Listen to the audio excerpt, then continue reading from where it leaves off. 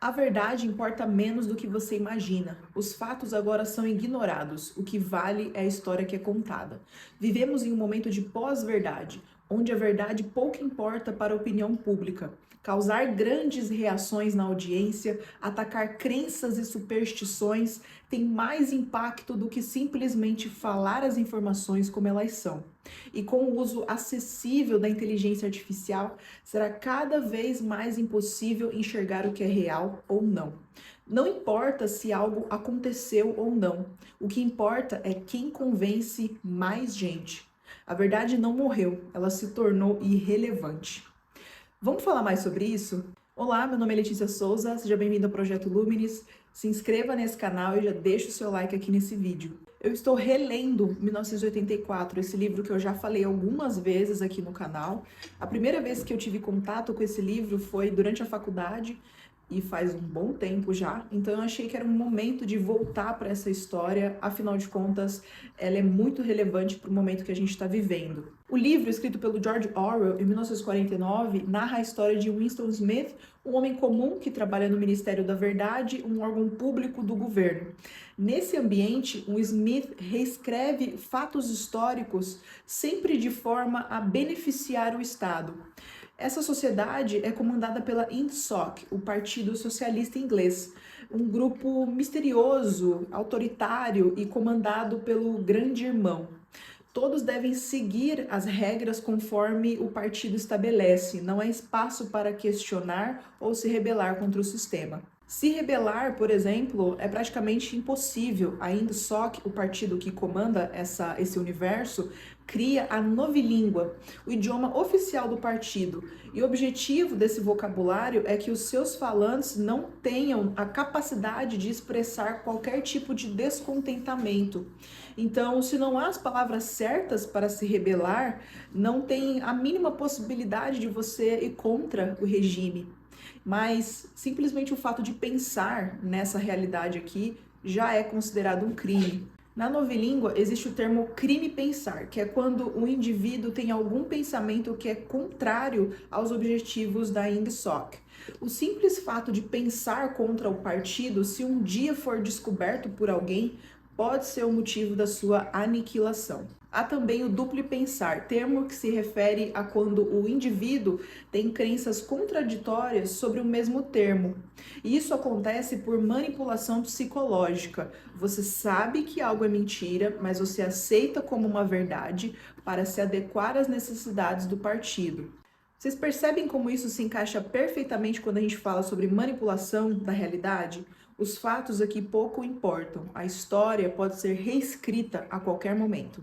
Saindo um pouco agora de 1984, a gente pode usar o filósofo e escritor francês Michel Foucault, que afirma que a verdade ela não é neutra, mas produzida a partir de estruturas de poder. O que nós consideramos como verdade depende de quais instituições têm o poder de definir o que é aceito como verdade, como, por exemplo, a mídia, a ciência, o Estado. Vocês se lembram que lá nos primeiros meses da pandemia era muito difícil saber quem estava falando a verdade sobre o vírus? Naquele momento, a gente trouxe para a televisão, por exemplo, médicos famosos, respeitados, cientistas, para afirmar o que a gente deveria ou não fazer, como o vírus se proliferava ou não. Nós ficamos meses acompanhando canais de YouTube de biólogos e cientistas relevantes para procurar uma solução para o nosso problema. No entanto, se você se lembra, não era difícil ver pessoas inclinadas a disseminar falsas informações ou até mesmo produzindo conteúdo sem nenhum embasamento técnico. A forma como essas pessoas vendiam esse material fazia com que muitos tomassem aquilo como verdade.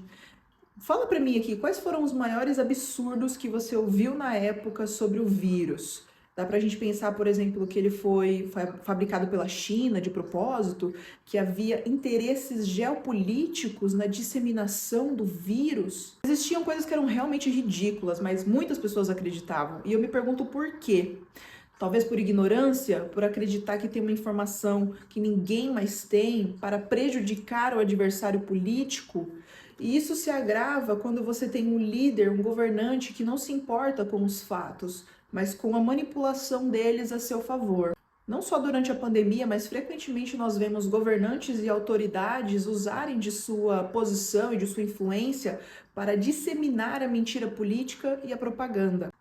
Hannah Arendt escreve sobre isso em Verdade e Política, mostrando como regimes autoritários distorcem a realidade de forma que lhes convém.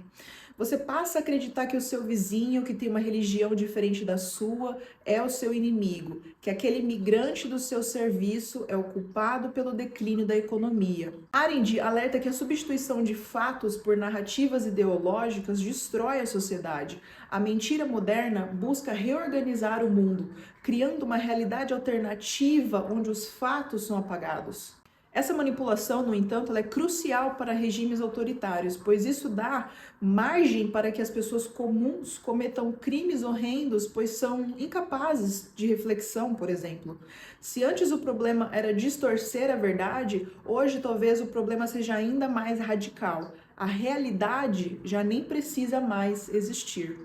O sociólogo e filósofo francês Jean Baudrillard afirma que nós vivemos em um estado de hiperrealidade. O que nós vemos nas redes sociais e na mídia substituem o mundo real.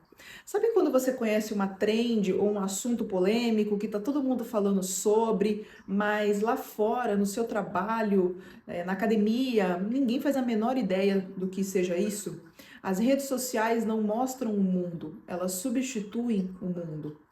Todas essas expressões, trends, assuntos, discussões, talvez elas importem muito para você, mas talvez elas sejam apenas um recorte, algo que nem existe na realidade. Quando você está sentado na frente do seu celular, imerso em uma tela, lendo tudo sobre o cancelamento de uma marca, de um artista, se você levanta e vai comprar pão, o mundo segue da mesma maneira. Não é exagero dizer que vivemos pelo espetáculo, pelo pão e circo. Segundo o Guy Debord, um teórico e filósofo francês, a realidade é mediada por imagens e representações. Nós vivemos consumindo experiências ao invés de vivê-las. Isso se encaixa perfeitamente na forma como a gente utiliza as redes sociais, né? É mais importante tirar aquela foto aesthetic do prato de comida do que realmente aproveitá-lo, sentir o seu sabor, textura, os ingredientes, ou até mesmo curtir a companhia da pessoa que está ali com você. Às vezes essa comida nem estava gostosa, mas você estava num restaurante hypado, então você tem que postar, né? Você tem que provar que você esteve lá. A estética está acima da verdade. Mas se engana quem pensa que somente as redes sociais são responsáveis por vender uma versão editada da realidade. Em Amusing Ourselves to Death, do Neil Postman, o escritor e educador americano argumenta como a televisão e a cultura do entretenimento transformam o discurso público, substituindo o pensamento racional e o debate político sério por superficialidade e espetáculo.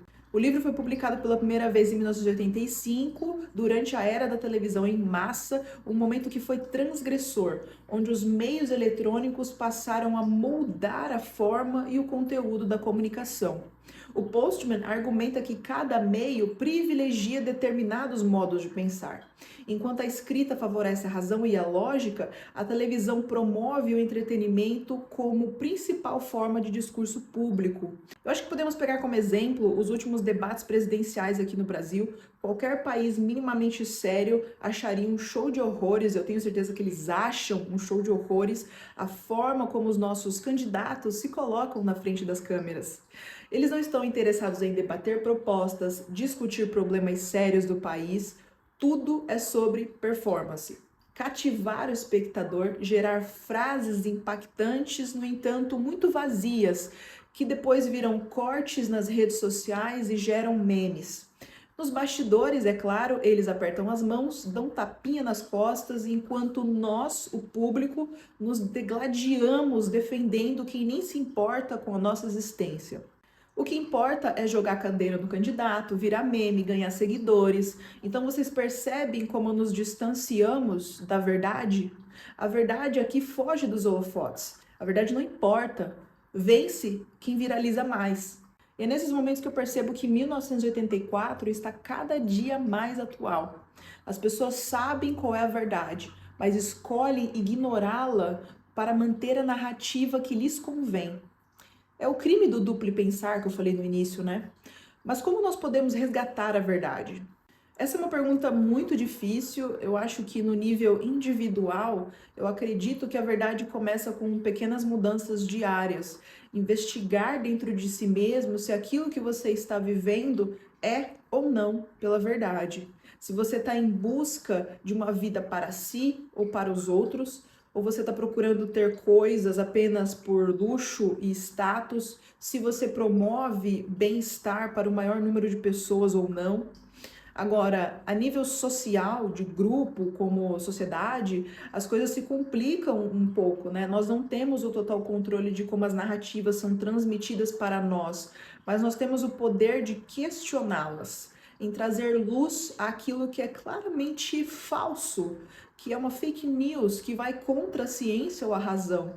Mas para fazer isso exige muita reflexão e não deixar ser dominado pelo espetáculo, em ser capaz de se distanciar da situação e enxergar aquilo com um pouco mais de racionalidade, de frieza, o que nem sempre é possível porque nós somos seres sensíveis, muitas vezes agimos pela emoção.